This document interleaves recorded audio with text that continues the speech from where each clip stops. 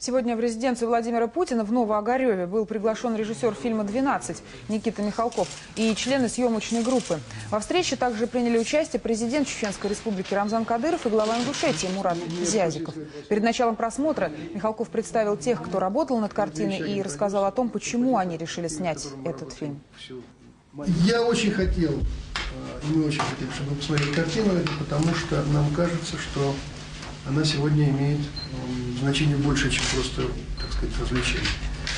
И смысл заключается в том, что эта картина, как бы, она вытяжка из того, что происходит у нас. И с другой стороны, она сейчас опять возвращается обратно, потому что по тому меня поразившему количеству молодежи, которая смотрит картину и вступает по этому поводу в разговор, я могу сделать вывод, что это значит не зря мы делали.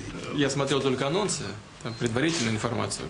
После просмотра мы сможем сказать более, наверное, предметно и глубоко об этом. Но вот первая реакция по поводу того, что я видел, это такая. Мне кажется, что у нас немного картин таких.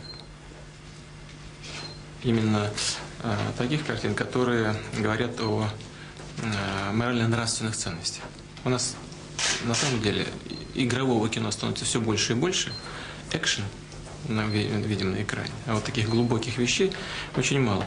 И даже не важно, что это... То есть это важно, конечно, но, наверное, не самое главное, что это делается в привязке к Кавказу.